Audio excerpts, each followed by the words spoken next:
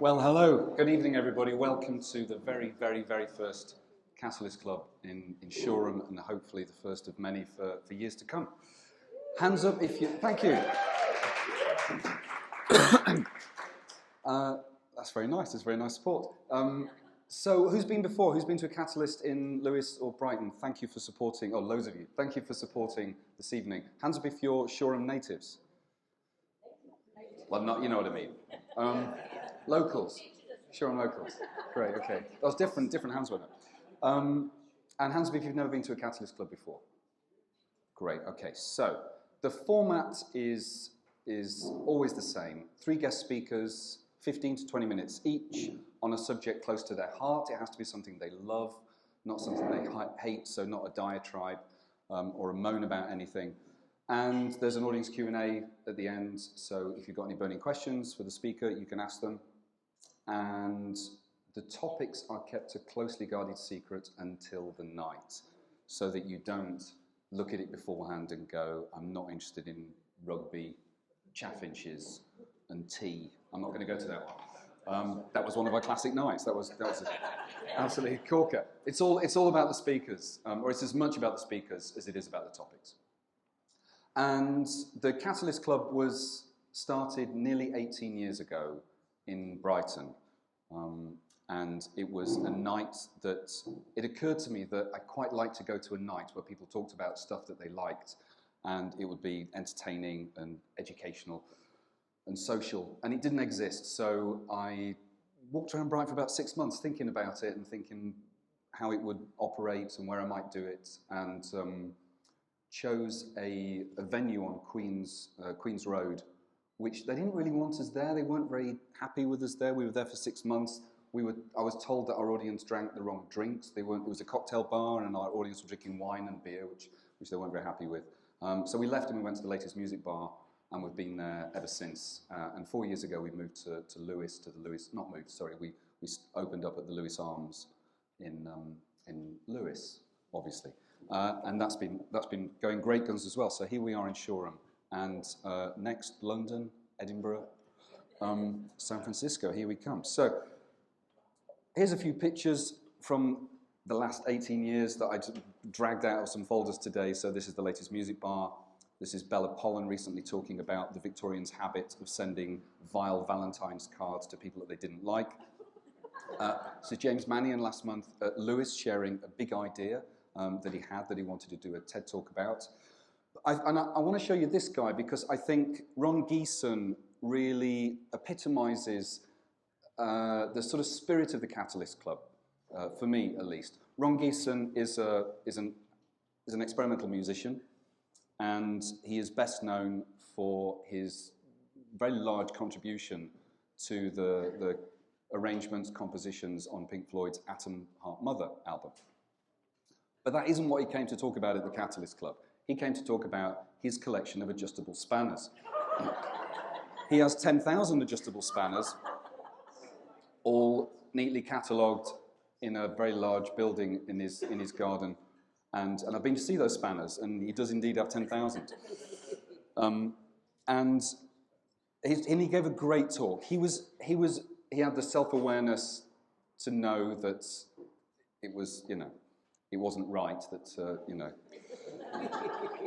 anyone should take such a great interest in spanners. And then he shared with us the fact that he'd written a book called History of the Adjustable Spanner, up to 1970, with the possibility that there might be a sequel.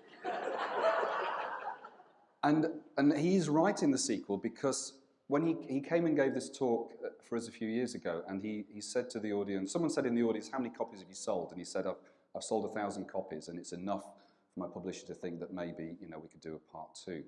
Now, there must have been a journalist in the audience that night, because a couple of weeks later, a Tory MP you might have heard of called Jacob Rees-Mogg published who we're a great fan of here at the Catalyst Club, published a book about the Victorians, which didn't go down very well. In fact, it got absolutely panned by all of the newspapers, including the one that his dad used to own. And somebody on Twitter said that his book was so shit, it had sold even less copies than The History of the Adjustable Spanner. And that is such niche information that journalist had to have been at the Catalyst Club that night.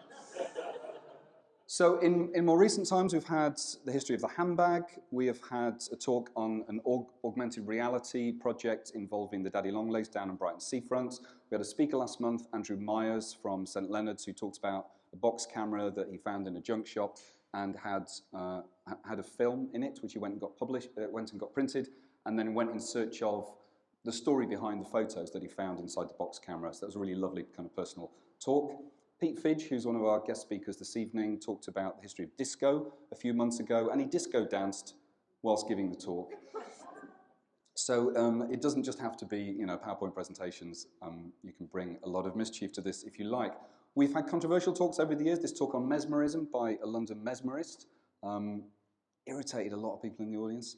We had a talk on bad knitting from a friend, Charlotte. Lorraine Bowen, some of you might remember from Britain's Got Talent, came and talked about how her family won a safari in the 1970s through a competition in Weetabix or cornflakes.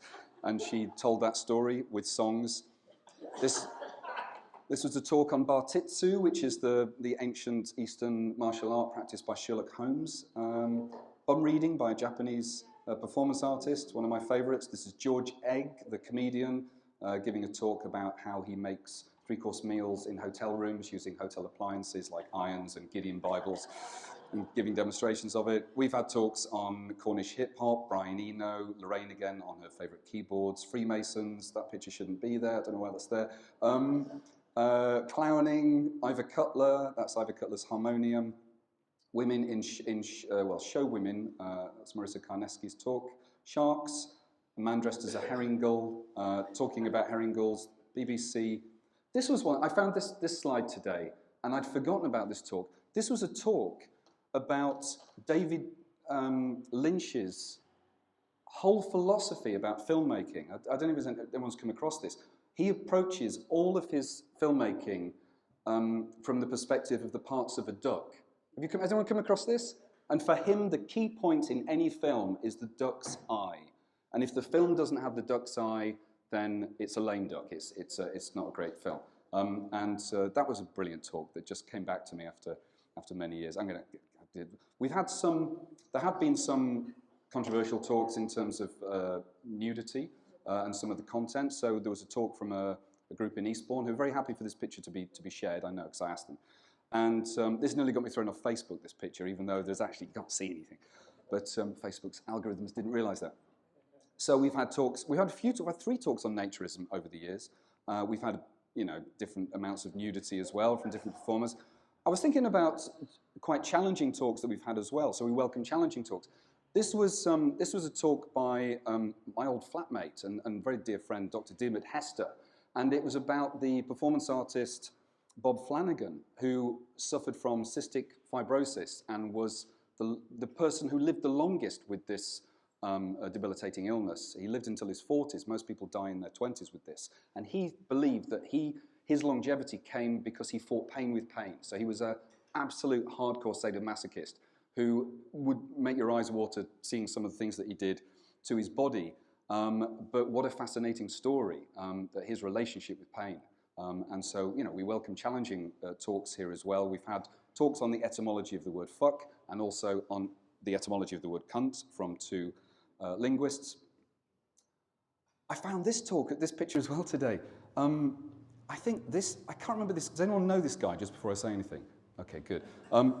He really made the audience angry, and I think he was a lovely bloke, came down from London. He was a theatre maker, and there was too much swagger. He was too cocky with the audience, and the Catalyst audience just turned against him.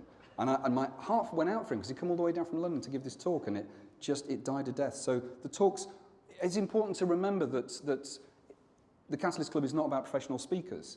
So it's people from all walks of life. This is an inclusive night. If you want to come and give a talk, and I'll be encouraging as many of you as possible to come and give a talk, then please do. If public speaking terrifies you and you'd rather have your eyes gouged out, then don't volunteer or feel pressured into it. But it's a place to encourage people to come and give talks. I've had people who've said to me years ago, I'd like to come and give a talk, but I'm not ready yet. And years go by, and then they might pluck up the courage or not. And people who have come and spoken at the Catalyst Club, and you can see their knees knocking, and then afterwards they say, I'm so glad that I did that. And within a year, they're out giving talks regularly to other groups. So there's been some really nice things that have been catalysts because of the Catalyst Club. Gogglebox folk from Brighton came and did a special night. We have a podcast series, which sadly ended a few years ago. My co-host died a couple of years ago, and I can't carry on this podcast without him. But we recorded over 50 episodes of different talks at the Catalyst Club and other events, so you can go to auditorium.com and find lots of brilliant talks there. And if you are someone who's interested in public speaking and maybe you do find the idea of it a bit nerve-wracking, we've never done it, then I had the opportunity a few years ago to collaborate with Archive on 4. So there is a Catalyst Club Live special, which is still on the iPlayer, in which different speakers give their tips on how to overcome nerves or how to be a good public speaker. And those tips range from comedian Graham Duff saying, whatever you do, don't be yourself on stage. That's a terrible idea. To other people saying, be natural, be yourself. Just be who you are. Friend Charlotte said that for her the sweet spot was 3 pints of cider. So you can listen to that and judge for yourself if there's any useful information on it. There's some great guests. And the other thing that I try to do sometimes with this night is we all know how dreadful and miserable the news is. Always, and never without any exception. It's always just feels like the world's about to end. And so if there are any positive stories to share, I will share them with you, just to show that it doesn't all have to be doom and gloom. And I have been following some stories about Greggs recently. I don't know if anyone's followed this story about the Greggs superfan. So a Greggs superfan who has already eaten 10,000 sausage rolls decided that she was going to take a year off work and go to every Greggs in the country and eat another sausage roll. And also, her dream one is in Bury St Edmunds, I read today, which apparently is quite a swanky one, and she's hoping to go on a date with some guy there. So I went on her Instagram page today, and these are some of the pictures of her adventures. And Greggs remains in the news because Primark have teamed up with Greggs to do a new kind of clothing range with pictures of sausage rolls and things on their clothes, so that's good. The house that looks like Hitler's been back in the news. Do you know the house that looks like Hitler? It's in Swansea. You can probably see which one it is. And every now and again, it either comes up for rent or it comes up for sale, and people get excited because it fetches a much better price than all the other houses in that street. If you're not convinced, look at that. I mean, it's uncanny, isn't it? Stonehenge has been in the news as well recently. So the mystery of Stonehenge, Stonehenge has confounded us for centuries. Why was it built? What happened there? And finally, the mystery has completely and utterly been solved. But it's actually quite boring, so I'm not going to bother sharing it with you.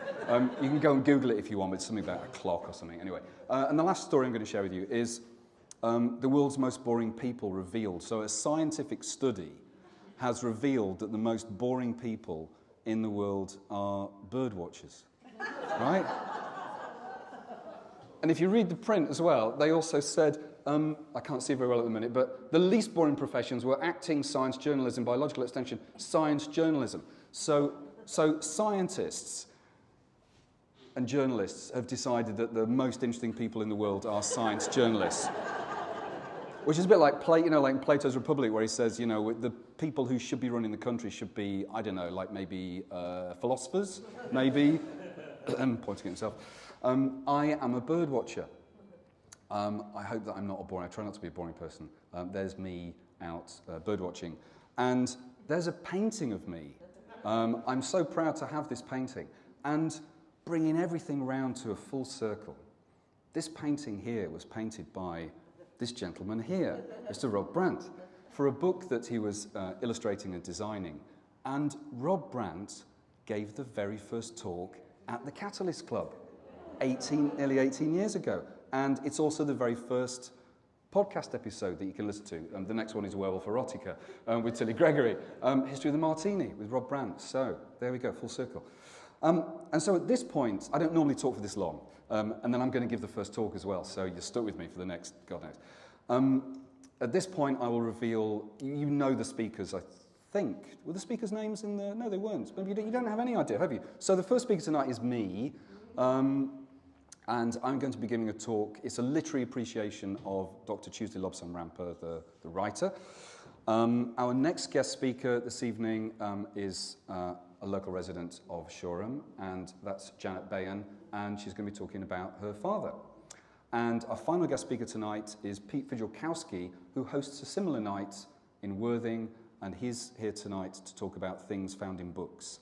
And part of the reason for choosing some literary themes tonight was because tonight wouldn't be possible without Rosalind and David and Shoreham Wordfest. There'd be 3 of you here tonight. I've got a mailing list of 6 people at present for this night, and it's entirely down to these two and the venue and good people here in Shoreham who've been spreading it through word of mouth. That tonight that we've got a full house tonight, which is brilliant. So thank you, and this is very much a collaboration between the Catalyst Club and Shoreham Wordfest.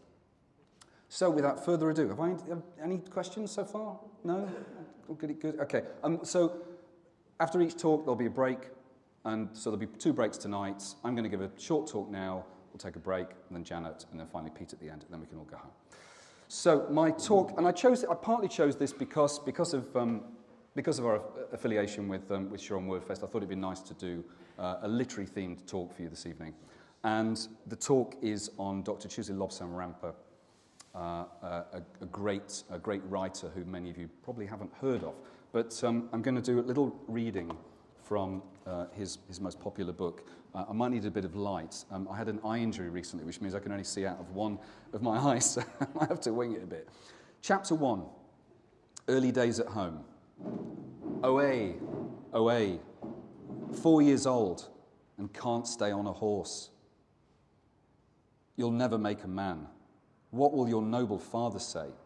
With this, old Dwau gave the pony and luckless rider a hearty thwack across the hindquarters and spat in the dust. The golden roads and domes... I shouldn't have done this, should I? The golden robes and the domes of the Patala gleamed in the brilliant sunshine. Closer, the blue waters of the Serpent Temple Lake rippled to mark the passing of the waterfell. So our story begins in 1956, and 1956 was a great year. It was a year in which post-war Britain was in full swing, and a new generation, kind of the birth of teenagers, teenage culture really, were hanging out in coffee bars, drinking espressos, and they were starting to read Jack Kerouac, they were starting to hear about the Beats, and they were talking about existentialism. They'd heard about this French philosophy, talking about Jean-Paul Sartre and Albert Camus. And they were also slowly being turned on to the wisdom and the mysteries of the East, of the Far East, places that they'd heard about, dreamed about, but would never have visited. And it was really the perfect year for the publication of this book, The Third Eye, by Dr. Tuesday Lobsam Ramper. The book is a very personal autobiographical account of, and I've just read the introduction to it there, of a young boy growing up in Lhasa, where he is sent to a lamasery and trained in the arcane arts of Buddhism, Tibetan Buddhism. And the book is full of his adventures, his exploits in a country that was, utterly alien to us back in the 1950s, and closed as well, closed to the West. And the book sold nearly 1 million copies in the first year. The Sunday Times described it as a perfect work of art, and everybody wanted to meet the elusive Dr. Tuesday Lobsam Ramper. And he did do interviews, there's a picture of him here, and his first radio interview, the young presenter was so excited at the opportunity to speak to the Lama that he learnt a smattering of Tibetan. He learnt to say what he thought was good morning, how are you, Dr. Ramper, in Tibetan. So when Dr. Ramper comes in and sits down and is introduced on this live radio program, the presenter speaks the words as best he can, And he's met with silence. And he feels embarrassed because he's obviously mispronounced it. He tries again, tries his best. He's met with silence. So he leans over and he says, I'm really sorry, I was trying to speak to you in Tibetan.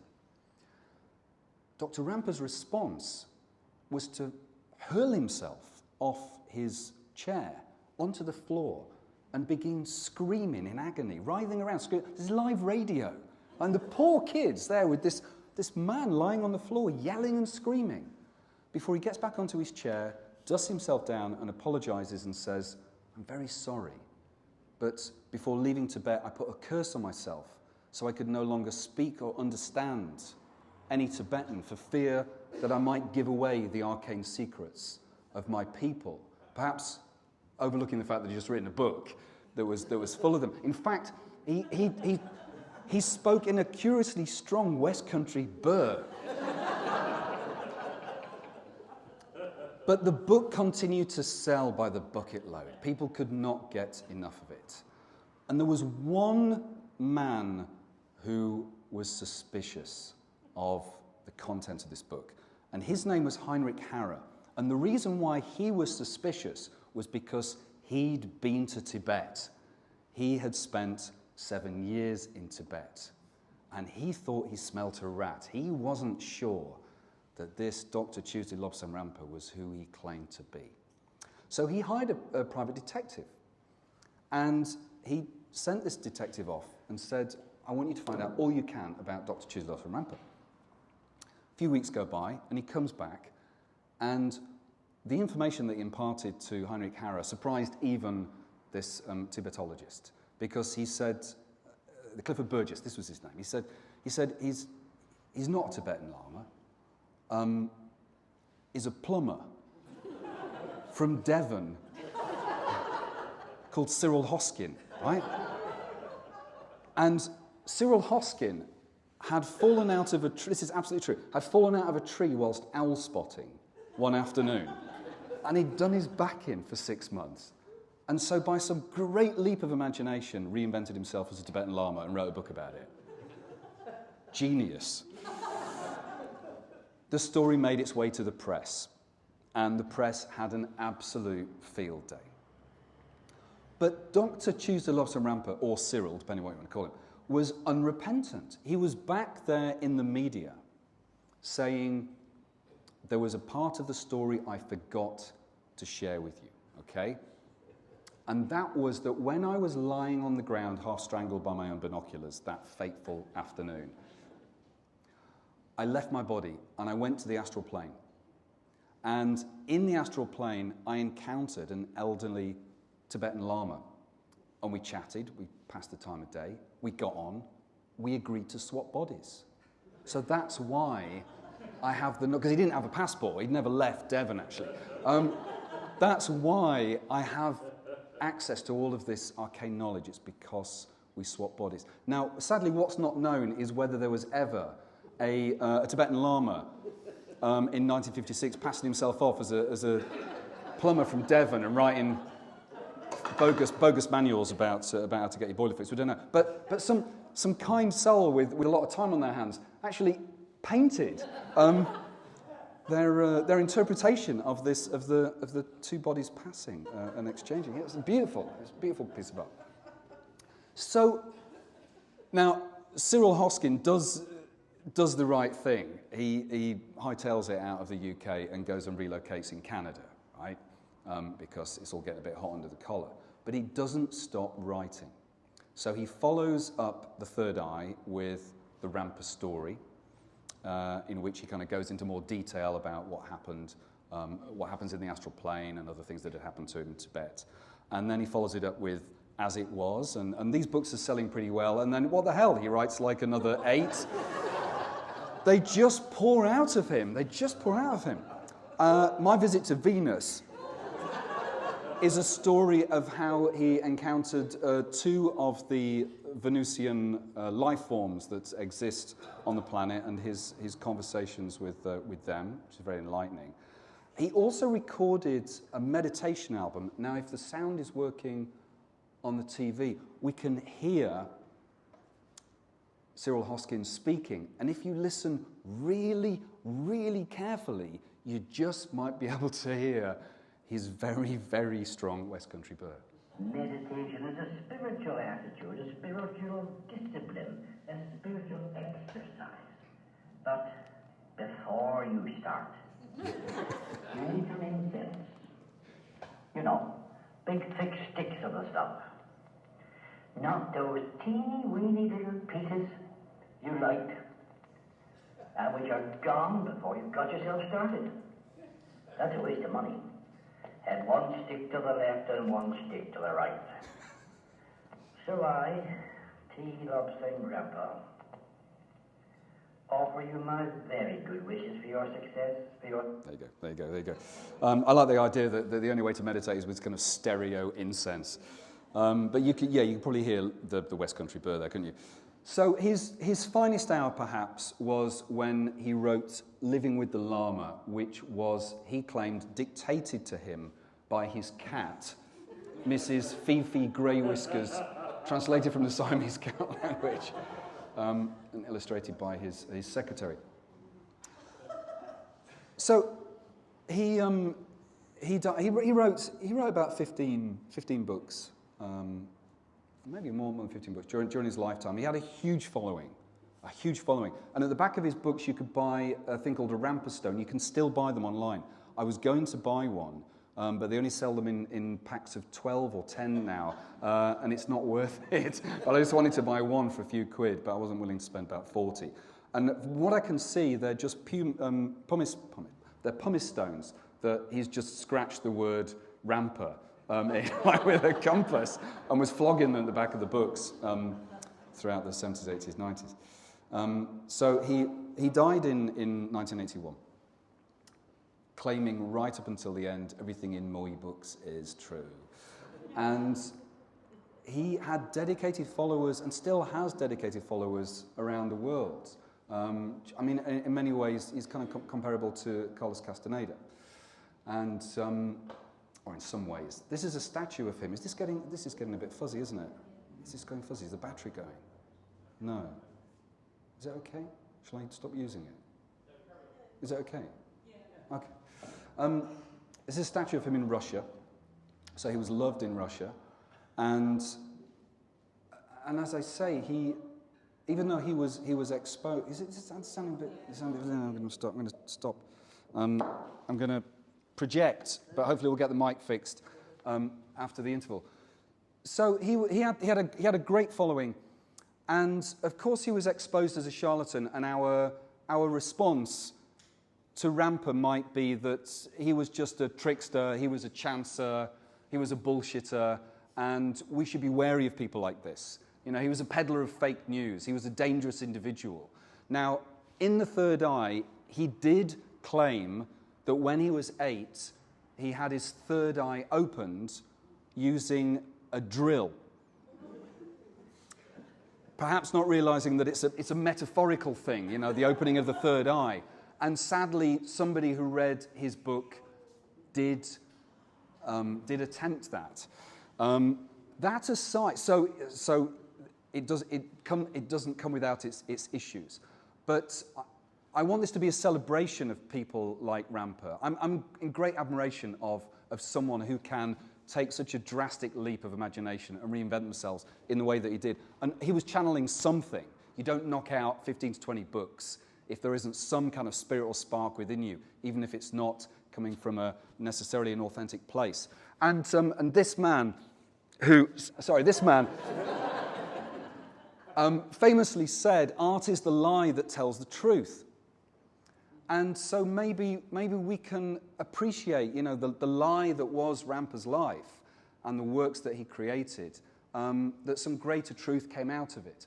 Because some of the world's leading Tibetologists are a little bit embarrassed to say this, but they admit that the reason they got into their subject matter was because they read Ramper when they were kids. And they got really excited about Tibet, and he was the spark for their, for their imagination, for their life's work. And so something good came out of those books. And the Dalai Lama, who, in one of Ramper's books, he writes about his friendship and relationship with Dalai Lama, who said, "I've never met this man. The whole thing is bogus. It's a fanciful flight of the imagination, but I'm extremely grateful that Cyril wrote those books, because what he did was he highlighted the plight of my people and my country, and for that I'm eternally grateful to him. And whatever plane of existence Cyril Hoskins may exist on nowadays, I think he would still be very happy to know that The Third Eye remains one of the UK's best-selling books on Tibet. Thank you for listening. Thank you. Brian Bean was my dad. Here he is. Brendan is the famous one at the back. The next row from the left, Seamus, Dominic and Brian. Carmel in the front with a friend. I don't know who that is looking over the fence. They're in the garden of 70 Kildare Road, Crumlin, the little corporation house they were moved to as part of the slum clearance in 1937. Dad was born in Dublin in November 1926 and died in the Royal in Brighton in November 2002, just short of his 76th birthday. He'd had a misdiagnosed heart attack about a month before, then had a second one, and ended up in the oldest part of the Royal, in a ward overlooking the sea. Like many a Dubliner, he loved the sea and was an all-year-round swimmer, often in the nude. Once he went in for a dip off Southwick Beach behind the power station, and finding an entire set of clothes on the beach, a good Samaritan called 999 and the air sea rescue helicopter was scrambled. Anyway, he was in this ward with its sea view, and for some reason they decided to move him to a different ward with no sea view, and he lost his temper and discharged himself. Straight away, he went for a swim, had another heart attack, and ended up back in the Royal. The last time my sister Lindsay and I saw him, he was on a high dependency ward, cheerfully trying to guess the occupations of his ward mates. There wasn't one of us children who didn't have, to put it mildly, a conflicted relationship with him. But we all flocked to his bedside when we heard he was dying. His last words to me and Lindsay were, "I must have been an awful fucking father." Spoken ironically, of course. He loved us, but he was always much better at being good company, at being larger than life than he was at being a family man. I think Artane did this to him. It was an industrial school, that's in inverted commas, a borstal run jointly by the state and the Catholic Church, and he was sent there at the age of 13 for mitching off school, robbing a gas meter, and generally, I suspect, being a bit feral. It was his mother who shopped him to the police. As he'd already given evidence to the Commission to inquire into child abuse, his solicitor told me we could posthumously pursue his claim against the Irish government for damages for the abuse he suffered at Artane. We added our evidence, anecdotal and from his writings. The tribunal thanked us for our evidence, but said none was required in his case. The very fact that he'd been in Artane meant that he must have suffered abuse, mental, sexual, physical, or all three. All the boys did. It was an abusive institution. This is where they slept, their little beds. Horrible. Anyway, Dad grew up in a famously Republican family, but the Republicanism was very much of the Connolly persuasion, and Dad drank socialism with his mother's milk. One of his seminal influences was his elder brother, Sean Furlong, who roped teenage Brian into his socialist collective, selling turf door to door off the back of a horse and cart. The horse, by the way, was named Trotsky, an excellent name for a horse, if you think about it. When, in 1950, 24-year-old Brian moved to London in search of work, slide 5, there he is in his suit, he was given the address of 14 Kennington Park Road, Lambeth, the lodging house run by my communist grandparents, Jim and Florrie Johnson, from Yorkshire and Manchester, respectively. The landlord's 17-year-old daughter, Celia, answered the door. Brian said, "Got any rooms?" And she said, "Got any rooms?" And they were married not long after. Their political involvement was very deep and committed. Dad, a gifted speaker, was soon elected to the National Executive Committee of the Communist Party and went all over the communist world, the scales rapidly falling from his eyes as he did so. This is an extract from Dad's autobiography, With Breast Expanded, written in the 60s and dedicated in true Brian Bean form to flat-chested women everywhere. Although the title is actually taken from a Boer War ballad. This is what he wrote. It was true that women's feet were unbound and the people at least ate something, but the great equality imposed by war was vanishing. All around me were signs of two Chinas. In one, you ate old paptoa leaves. In the other, you wined and dined till your guts ached. In Moscow, I had seen the same contrast. The city decked out like Hyde Park, but one morning early, I took a crafty tube ride to the outskirts. Here were the slums, the like of which I hadn't seen since Dublin, building workers toiling under the threat of armed guard. There's always one. Sorry. It's all right. Go, take it. He was expelled from the Communist Party on his return, mostly for sharing what he'd seen. When I was about 6 months old, we left Kennington Park Road and moved into a prefab in Herne Hill. Dad was working as a labourer on the sites. Mum was at home with a 2-year-old and a baby, so money was tight and sometimes non-existent. But their commitment to a workers' revolution was total, and theirs was a life of pamphleteering, political agitation, marches, meetings, schisms. Here's a picture of Dad and my sister Ruth taking a break on the picket line at the Festival of Britain strike, which he led and for which he was sentenced to 6 months in Wandsworth Prison. During meetings at the prefab, the comrades would sit my sister Ruth on top of the old Singer sewing machine in our living room and demand, "What shall we do with the bosses, Ruthie?" To which the infant Ruthie would answer, "Boil them in a pot." Possibly envious of the attention she was getting, on one occasion when my mother was out at night school, it was important to put that in, I ran round the meeting with a paper bag over my head. Unfortunately, I ran into the old Singer sewing machine, splitting my head open in the process. I bear the scar to this day. Here's a news clipping from 1960 that gives a strong flavour of what life was like in the prefab years. I'll read a bit of it. A conference of 150 London members of the Trotskyite Socialist Labour League yesterday called on trade union branches and shop stewards' committees to elect delegations opposed to any modification of Clause 4. The League is prescribed by the Labour Party. The League, which is said to have 1,000 members, is organising a series of conferences which will propose similar action. Mr. Brian Bean, chairman of the League, said the controversy was part of the struggle to break the grip of the right wing of the Labour Party. Cash prize later for anyone who can tell me what Clause 4 was. I remember one Trotskyite meeting, I must have been about 6, which was held in Streatham, in what to me was an extremely posh house, or bourgeois, as we would have said in those days. My parents joined the other Trotskyites downstairs, while Ruth and I were banished upstairs with the Streatham Trotskyites' son and daughter, that's not easy to say, who were a little older than us and a whole lot more worldly. They suggested a game of Monopoly and asked if we'd ever played it before. While we naturally enough knew what a Monopoly was, we'd never heard of the game, so the Trotskyite children disappeared into a bedroom and emerged onto the landing, having divided all the Monopoly money between themselves, making my sister and I play with nothing. Whatever the parents were discussing downstairs, the children upstairs had clearly figured out how the real world worked. I expect they both went on to run hedge funds.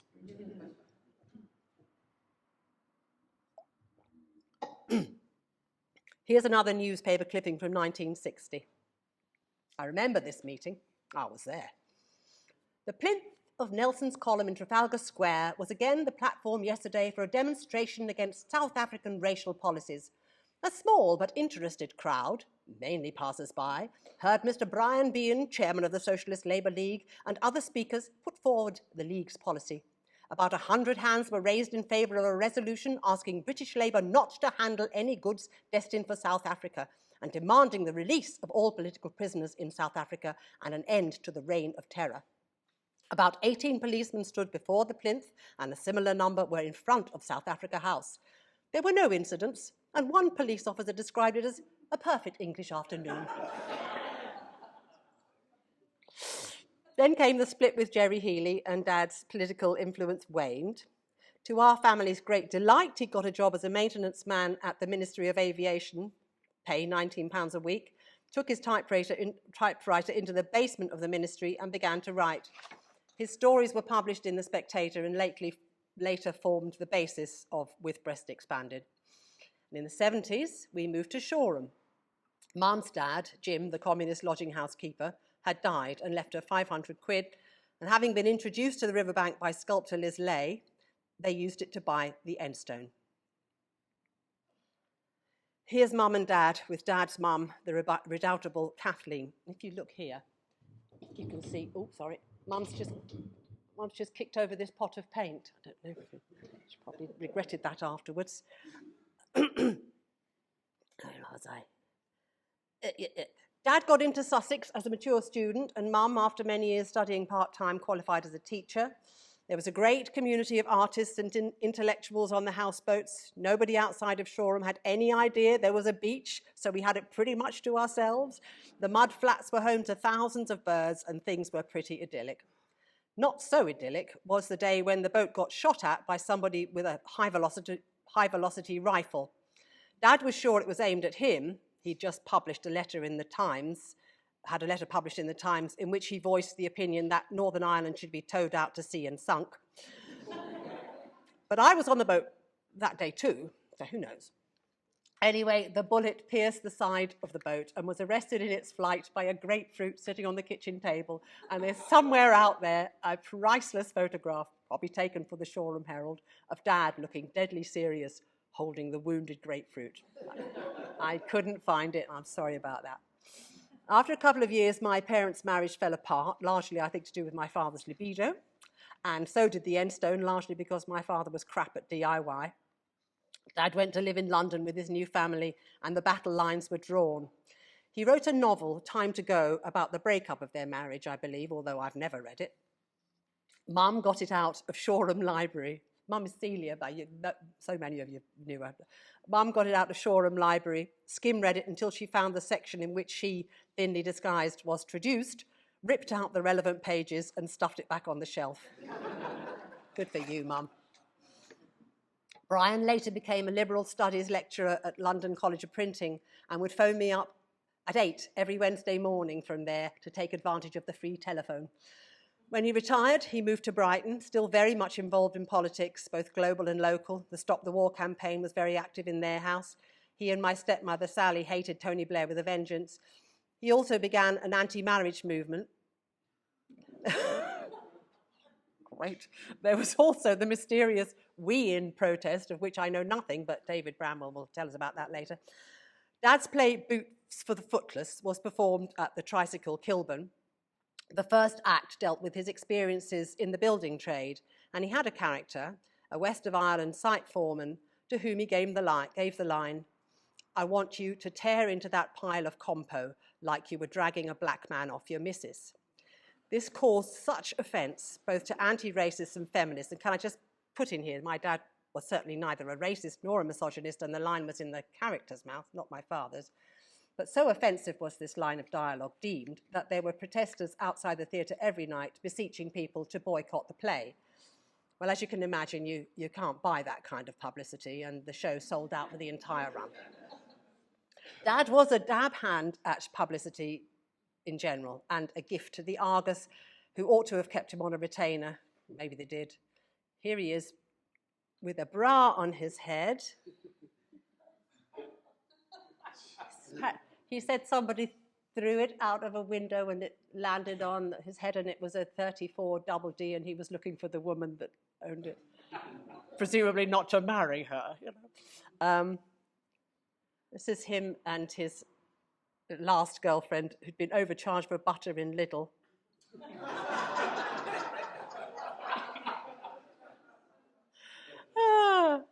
This one is Dad accusing the Tory Central Office of trying to censor his play, which maybe they did, maybe they didn't, I don't know.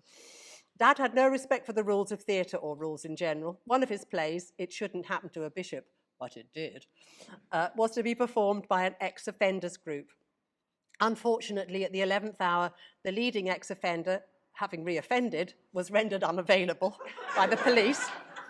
So Dad took the part of the eponymous bishop at the Pavilion Theatre, laughing uproariously at his own dialogue from the wings. Later, I myself, much against my better judgment, agreed to step into the breach and take the female role in The Begrudgers at the Albany, Deptford. That's not me. If I happened to get a laugh one night, he stole the line for himself the following night. And during one performance, while I was reciting a Kavanagh poem, he propped his head on my shoulder and burned like the rising moon for no particular reason. Impressed by my abilities, no doubt, he offered me a part in his next play, A Tale of Two Todgers. Note the cleverly adapted Y fronts there. Partly because I'd learnt my lesson at the Deptford Albany, but mostly because the role on offer involved simulating an act of oral sex with a hero, played, of course, by my dad. I recoiled in horror, a response which he dismissed as bourgeois. I took my showbiz chum Maria along to see the premiere at the Bullion Room, Hackney Empire. As we entered the auditorium, preset in the bed, as was the poor unfortunate who had taken the role offered to me, Dad greeted me with a cheery, "Hello, John." It was typical Brian Bean, long on politics, witticisms, and double entendre, short on plot and feasibility. Sheepishly afterwards, I asked Maria what she thought of it, and she said, "He's got something, you know." I was a member of an actors' co-op at the time, and I asked him if he'd like us to represent him. He thought it was a great idea, although when I asked if he wanted to attend fortnightly meetings and be sent the monthly newsletter, he responded, "Oh, Jesus, no." I enjoyed being his agent, as it allowed me to get close to him in a way I'd never been able to since I was little, and he did pretty well. He performed in a pop video for The Prodigy, impersonating an elderly Keith Flint, although this video has never seen the light of day, as Keith Flint, punk though he was apparently appalled at the sight of my dad running around painted green in nothing but a large nappy. Dad's last job was a nice guest role in Casualty, a grumpy old man in a hospital bed. He died not long before it aired. He was due to give a lecture at Trinity in the spring and had much to look forward to, but I guess it's better to die with a full diary than with an empty one.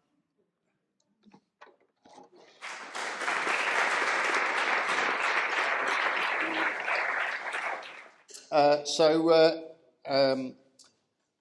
was, for 20 years, I was a bookseller. I had a bookstall, and I just accidentally became a bookseller. And I had a stall about 8 miles down the road by the West Pier. I was there every Sunday from 1996 till 2016. I also sold books online and in Snooper's Paradise in Kensington Gardens and other sort of one-off places. But the West Pier was kind of my spiritual home.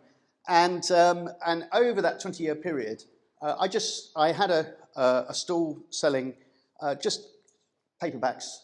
I wasn't kind of into first editions or anything like that. I just wanted like a good beach read, whether it's an existential novel or Jackie Collins. I actually met Brian Bean at my stall and I'm trying to think of when it was. It would have been in the late 90s. And I remember, it was only the one time that I'm aware that I met him, but he was a larger-than-life character. He got very excited because he found a book by Brendan Bean and was sort of parading up and down the stall, announcing it to everyone before telling me how he was going to walk to Shoreham. But in all those books that I used to sell, I've kind of calculated in my head that probably over that 20-year period, I probably sold about 250,000 books. And in those books, when I would get them, all the second-hand books that I'd get from charity shops and car boot sales or buying them from people's collections, sometimes as I rifled through them, I'd find little things that people had left behind, photographs and letters. And I just started getting really interested in them, started putting them to one side. And before I knew it, I had a talk. So I'm going to show you a whole load of pictures. Now, when I was a kid, my parents, we used to go round to their friends for supper, and the worst thing that they could say was after supper they would say, "Would you like to see some slides?" And then you'd have, and of course you'd politely say yes, and then you'd have to sit there whilst they showed you holiday snaps of places that you've never been to, and they showed them friends that you've never met. Now this is going to be much the same, only I don't know who these people are or where the hell we are. So here we go, just a random. Oh, hang on. Oh, ooh. Technology, my fine friend. I also sold books by your friend, Mr. Lama, as well. Mr. Who? Rapsang Lama. Oh, yeah, him. So there we are. So pictures of people, I don't know, small children, young mothers, brothers, newly-borns, grandmothers, somebody's girlfriend, somebody's louche boyfriend,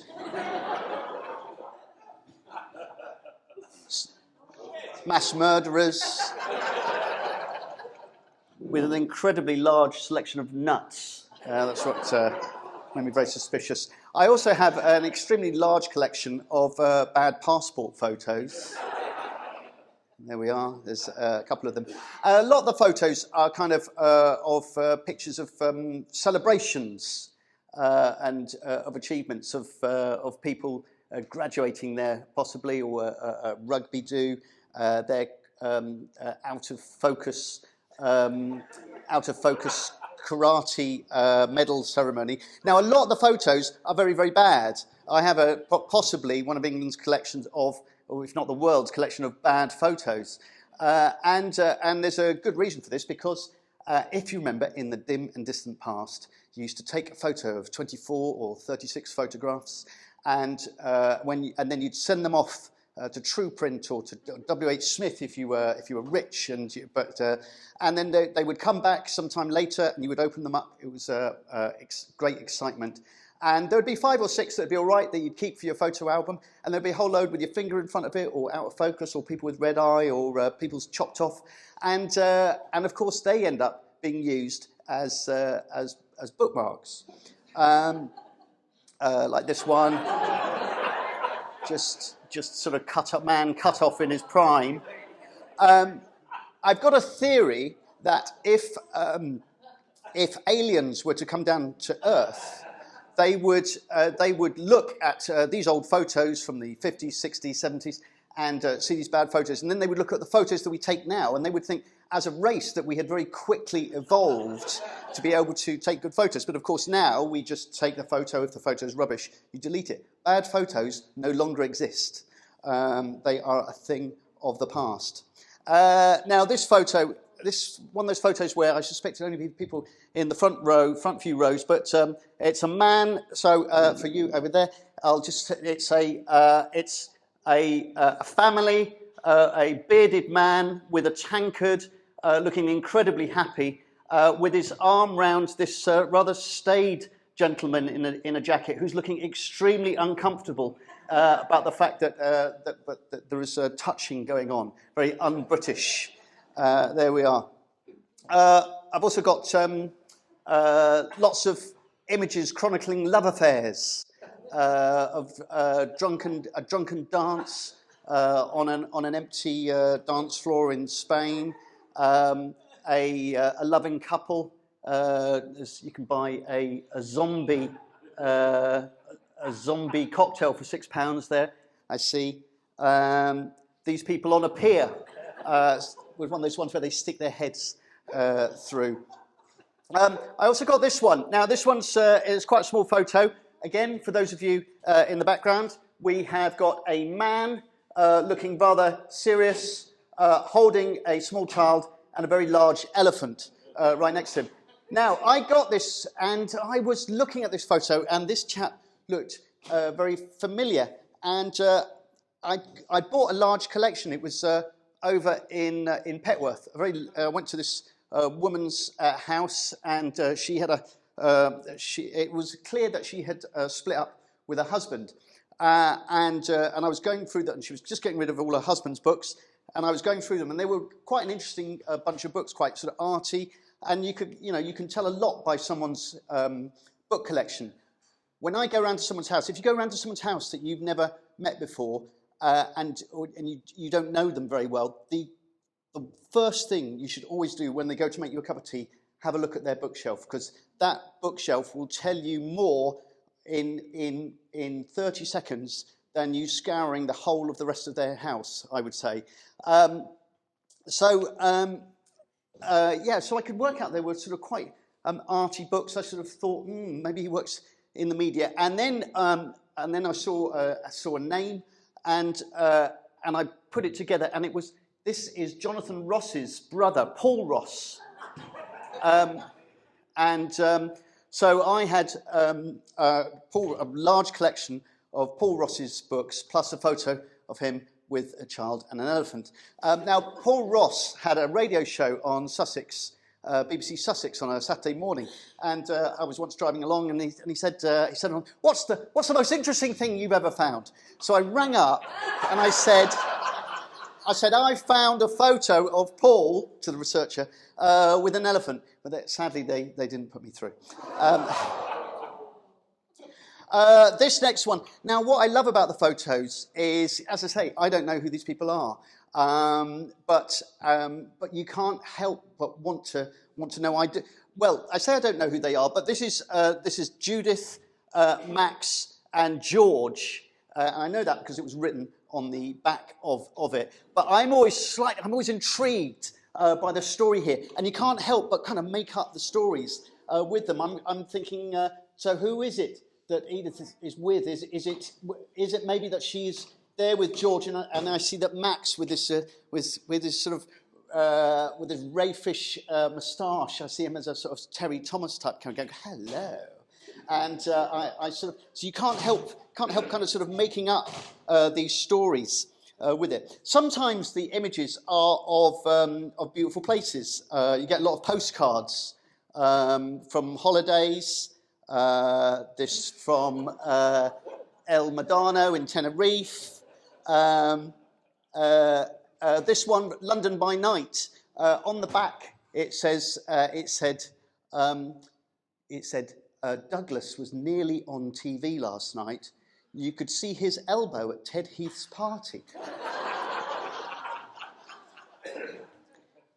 Then goes on to say, he bought the wrong newspaper the other day, but it had some free vouchers to a holiday in Paris. I do like his mistakes sometimes.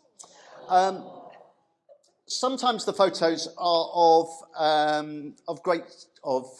there's a feeling of freedom, of the open air, of top of mountains, views from a plane window. Sometimes the photos are slightly less glamorous, such as this staircase. Can't see it very well from there, but it's a quite manky staircase. If you're not sure, I've got a close-up as well. There, really poor condition. Now, apart from photos, you also get within them little notes. Sometimes memos to yourself or memos to other people. This one was in a book called Secrets of a Happy Relationship, and and so that you don't have to bother reading the book, it's been boiled down into five key points: loving words, kind actions, quality time, thoughtful prezzies, physical affection. Other times, other photos that I found, this was a flyer. A flyer, those that you can't see, it says Wicked Tongue Massage at 16 Basement Flat, Norfolk Square, Central Brighton. Reaches the parts that others cannot reach. 5 minutes away, open late, with a woman in a skimpy attire who's there to offer you a wicked tongue massage. The bit that you realise that you've reached a certain age, though, when the part of the flyer that really interests you is the bit at the bottom that says, just down from the Noodle Express. And I go, noodles.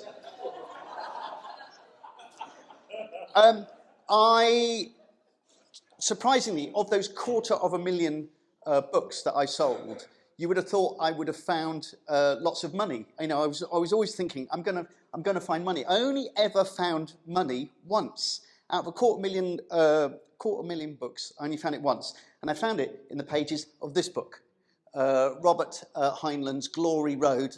I don't know what it was that attracted me to this book in the bookshop. Possibly the fact it was a Hugo Award winner. And there was a £20 note in it. I was in the Oxfam bookshop in Port Slade, and when I found it, and I hadn't bought the book at that point, so I gave them the 20. So I never even got the £20 note. And I thought, what I'm going to do. I was about to put the book back when I found the £20 note, and then I thought, this is a sign. This is a sign that this book is, that I need to buy this book. So I thought maybe I'll take it home and it'll be worth loads on the internet. And I took it home, and blow me down, it was worth 89p on the internet. So I kept it, and I kept all these little things that I've shown you. I've kept them in the pages of this book. So this is the official receptacle of the Museum of Things Left in Books. Lots of cards and letters. This one, get well at once. And then you open it up, and it says, "Hey you know what to do, lady. Get on it. It's shit, but you know it'll be all right in the end. We're rooting for you, tough cookie. Lots of love, Caroline. Kiss, kiss." We all need a Caroline in our life.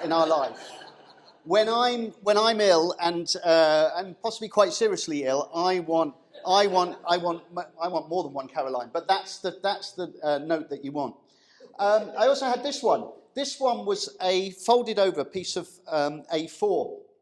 I folded over into 4 to create a homemade card, and with a sort of child scribble on it.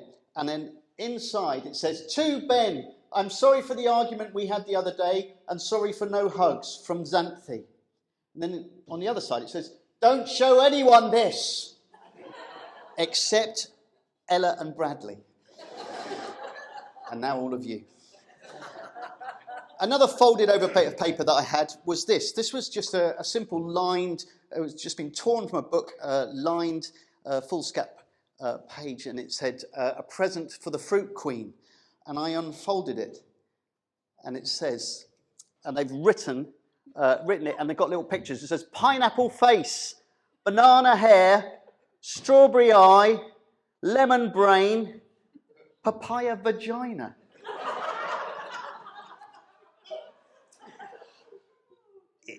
It's fascinating to see these letters, because we know the letters that we've written and the letters that we've received, but we don't know the way that other people communicate. So it's a lovely little kind of little snapshot into other people's lives, into their love lives, into their arguments, such as this one. "Dear Julie, sorry for being a shit last night. I've no excuses. I'm sorry. Love, Les. P.S. We'll do better." And that was just on a little Post-it note. Well, I don't know about you, but I've been there with Les. But I admire him for his attempt at apology. Got this one, this was a very ornate piece of notary. This was on the back of so there was a train ticket, and then it was of several Post-it notes stuck on top of each other. And it lists a whole range of different ways to die. Top 10. If we had time, we'd have the Top of the Pops countdown music. At number 9, being surrounded by waste paper baskets. Number 7, mauled to death by pedigree cats at cat show. Best in show. Number 5, dislocating your head trying to find out what time it was whilst too close to Big Ben. Caught in revolving doors that didn't stop spinning. Trying to eat a light bulb whilst trying to impress a young lady whilst tipsy. Or number 1, ritually sacrificed by pigeons. Sometimes the item, the book that the the item was found in is essential to your understanding of the letter, and it adds something, and it says this one. It says, "Dear Mrs. Rowland, we're so sorry to learn of your burglary. It must be an awful feeling to know someone has been through your possessions. We were, however, very flattered to hear that they'd considered the silhouettes worth pinching, and we're very pleased that we can replace them for you. However, your payment was over generous, and so we'd be pleased if you would accept in addition a copy of Leon's book. Who knows, you might start a new hobby." So Mrs. Rowland's, she's had a dreadful, burglary. We can all appreciate that. And I quite like the fact that they're slightly smug, that they go, "Oh, of all the things they could have stolen, it was the things that we made." But Leon's book, they've given her a copy of Leon's book. So is Mrs. Rowland's, what will be the hobby that Mrs. Rowland's going to be taking up? It's going to be making ships in bottles. Beginners to advanced. I can exclusively reveal to you that I am pretty sure Mrs. Rowland's did not take up that hobby because the book was in pristine condition. This next one is the sight on the sound of a heart being torn out. It says November 30th, 1998. "Hi Julia, I just got this book when you were away in Guatemala. I'm sorry again for the way things have worked out between us. I'm still not sure how your feelings for me could have disappeared so quickly after what I thought was a lovely romantic weekend in Donegal. Oh, maybe you are a better actress than I thought. You certainly convinced me you were keen on me. Oh well, I suppose there's no use crying over spilt milk." Although that sounds very much, if I'm not mistaken, like the sound of milk that is spilt being cried over. Hope you're well, Chris. So he's hurting. He's hurting. He's digging back at her. And there's part of you that goes, well, he's hurting, but he's not quite letting go, is he? Because why would you then give a letter to the person who's this bitch, who's kind of like, who's the actress? So you sort of go, what is the book? What is the book that he's going to give her? And there's part of me that I was going, this is his last throw of the dice. The romance hasn't worked out, but he's giving her this book as a token of his love, as a way of potentially, it's that last chance to get back in Julie's life. So what is the book that Chris gave Julie as a way of winning her back? Man of War, Man of Peace, the unauthorised biography of Gerry Adams.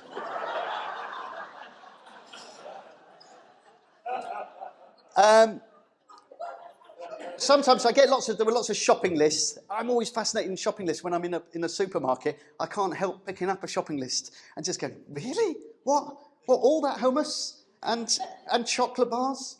But this one was just this is almost like a haiku list. It just says, insulin needles, puzzler and pen, dressing gown and 90, red apples and Coke, thyroxine.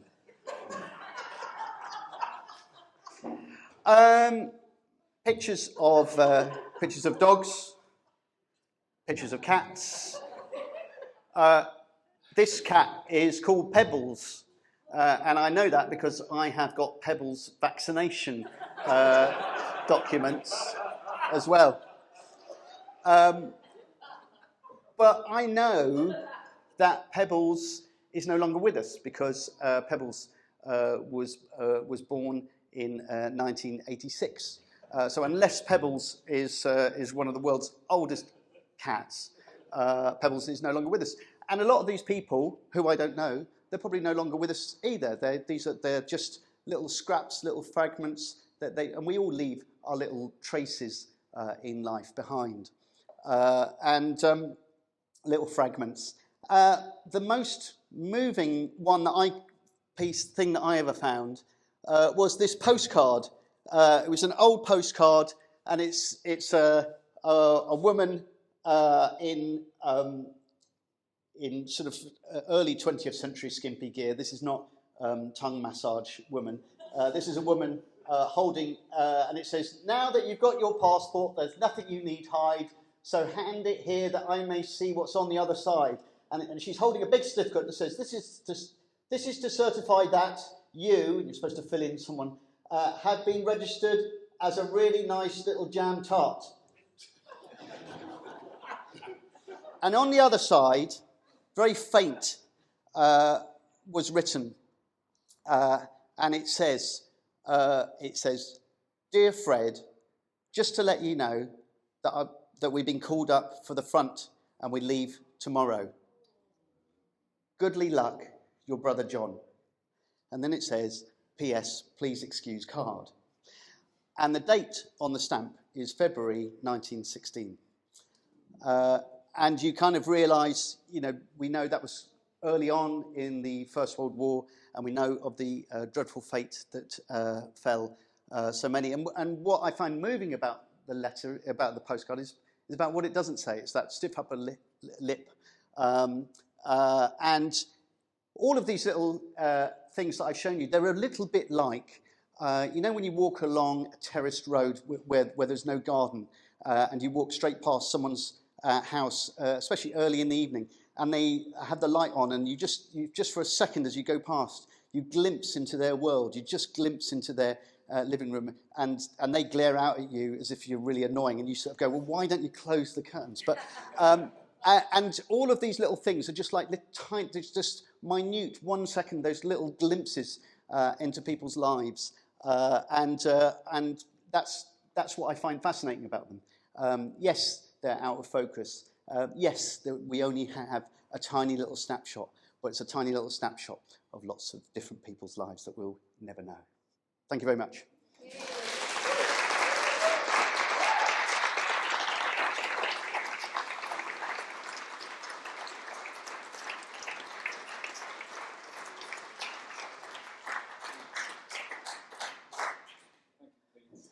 Beautiful. And that brought tears to my eye, the postcard one at the end. Do we have any questions for?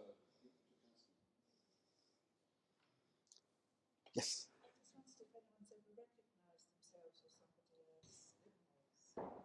Not so far. I'm waiting for that moment when someone goes, "Hang on, I'm Julie." Did you go to Donegal with someone called Chris? No. Right, okay. But, Are you sharing these in other ways besides giving a talk? No. I've just done it in this way. I haven't done it in. There's other people, and I'm trying not to look at the person in the room, but who has done a similar thing, and has displayed it in a very different and very interesting way. But I just do it in this talk form. No. There is. I did come across in America an American. It was a sort of one of those. Like an arty cross between a magazine and a book. It's called Found. I don't know if they're still doing them, and they put them together. And it was the same. I think it was someone. It was a bookseller, and they just put all the stuff. They started off with just stuff they found, and then they encouraged people to send things in. And because people were kind of sending it in, it's a really, really fascinating project. Of course, the problem we have now is that we don't communicate. We've moved in different ways, so we don't take photos anymore. Or if you do take photos, the chances of you printing them off are pretty slim, and you're only going to print off the photos that you really want. So you're not going to leave them as bookmarks. And we don't really leave post-it notes to people so much these days. We send texts, we do WhatsApp, we don't write letters nearly as much, or send postcards. So a lot of this way of communicating, and there was a point when, thankfully, it didn't happen, but there was one of the reasons that I got out of book selling is that I incorrectly predicted that the demise of the book, because I was seeing book sales go down, and I thought that the Kindle was going to take over. And it has to a certain degree, but not the way luckily it just sort of, sales went down and then they just sort of, they evened out. But so everything's sort of electronic these days. We communicate in different ways. And for historians, it's quite hard because a lot of your communications with each other, your social communications, will be via emails or via texts. When you pass away, no one in 50 years' time will go up into your attic and go, oh, look, there's Grandma's hard drive. I think I'll go through all her emails and see what's there. Or no one's going to look through your. So all those phone messages, all these ways that we communicate. Obviously, we have them, and they're but they're not tied up on a bit of string up in the loft. So for social historians, although the information is out there in lots of other ways, in Facebook and lots of other ways that are visible, there's part of the way that we communicate is kind of getting lost, and it's a problem. When did you realise that these things were not boring, but touching and extremely fun? So probably for the first couple of years that I was doing it, I was finding lots of things, really interested in them, and I was chucking them away. So there was some great stuff that I did sadly chuck away because it was the first 2 or 3 years. It was just, and it wasn't happening all the time. It was only like once a month. Maybe you'd find something interesting, and if you just keeping one person's letter or one person's photo, it just seemed a bit weird. But then there was something that the penny dropped after probably it was 2 or 3 years into it. It was like, hang on, this is quite interesting. Maybe I had like a few things in one go, and I started putting them to one side, and then it became a kind of slight obsession. I got really excited every time I found something. Yeah. Do they stay with you? Do you feel like you're a curator of Yeah. I mean, I've got all these things, and every so often, there's in a particular drawer, and I open them up, and it gives me great pleasure to find them. And there's a few things that I have got that I haven't included in here. There's one photo that I've got of a small child naked in a bath. It's 3 or 4, and in that way that mothers or fathers do to sort of embarrass their children later on in life, taking a photo. And it's a very innocent photo, but I got rid of it because I felt really uncomfortable about the fact that and I certainly wouldn't show it here, even though the photo was taken in all innocence, in the same way that my parents had a photo of my brother, age 7, naked in an Italian swimming pool, and it was always shown whenever his new girlfriend come round, and they'd show that picture to him. But, yes.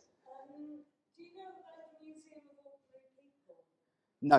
It's in Brighton. It's a Brighton-based project. They're doing something with the Brandt Festival. Oh, okay. They curate things that are found or ordinary, and I'm sure they'd be really interested Right. in something like this. Okay, I'll They're doing events in Brandt Festival. I'll Google them. Yeah. When I get back. Yes. This passion you gained from being a bookseller and finding these things, have you been inspired to keep your own memorabilia, being almost a hoarder? No, I'm not a hoarder. I'm a musician, and I've written a song all about lost things, and which was kind of inspired by this in a sort of bag pussy type way. So I'm the bookish bag puss guy. That's who I am. No, I've become strangely unsentimental. I've got really important things, but I'm not a hoarder. Yes. It's a very Ropetackle specific question, but I notice there's a lot of second-hand books for sale. Yeah. Oh yes. I'm just wondering if you've come across as a bookseller in London, and at the beginning of, or fairly soon after the beginning of the pandemic, they started encouraging people to write postcards to them about what was happening in their lives. Okay. So, and I think that was perhaps prompted by the sort of thing you're talking Yeah. about. And they've got, I saw them, I started following them on Instagram, and they're absolutely heartbroken really funny to something. Right. It's a similar type of thing. So they're just writing a little story. Yes. You don't know who they are. They're just saying, this is what happened to me. Yeah. So it's a different picture. I just think there's something. You know, these are kind of this is real life. You know, this isn't. I do like the fact that these were never meant to be read by anybody other than Julie, or Les didn't mean it to anyone else. Yeah, and I really like that fact. I really like the fact that they weren't for an audience. That I shouldn't really have shown you that card apart from to Ben and Xanthi. You know, so there's something very interesting, and it feels weirdly slightly privileged to be able to just see into the or strangely snooperish. I'm just going to finish the talk on. So I had the bookstall there at the West Pier for 20 years, and then they decided in their wisdom that what Brighton really needed was a big pole with a donut that went up and down that cost £15 to go up and down. And sadly, within I looked at all the details, and there was no plans. They hadn't put bookstall here. So after 20 years, and it was I made it to almost exactly to the date. I made it to my 20th anniversary, and that was my last day on the stall. And at that point, I decided to finish bookselling. I decided that it was time to move away from that world, which had been very kind to me. And so I was selling off. I had loads of books. I had to sell them off, and I had a big sale. I told everybody, you know, you got to come down. I'm only here for another next few weeks. Had a sort of countdown, and on the it was on a bank holiday weekend. It was, and in May, I had the final stall, and I sold the most amount of books that I'd ever sold. I sold all the books I sold for £1 that day, and I sold 1,000 books in one day. And there was one point, and I didn't normally categorize, didn't normally chronicle it, but at one point the stall was really long and thin, and just full of books. And the stall was absolutely rammed. It was always really busy down there. It was a lovely place to sell. There was this point where I could see nothing but people just looking at my stall, and I said to them, excuse me, everyone, can I just take a photo? Can you just wave goodbye to the stall, because this is the last day of the bookstall, and I'm not good. And at that point, my voice started choking up, and I remember one of them said, she turned around, she went, "Oh my God, he's going to cry." And so I took the photo. They all waved, and then I had to sit down. I was so overcome with emotion. I'm not a particularly, you know, not overly demonstrative person in terms of kind of bursting into tears, but I had to sit down there for a few minutes and get my composure back, and then. But that was how important the stall was to me.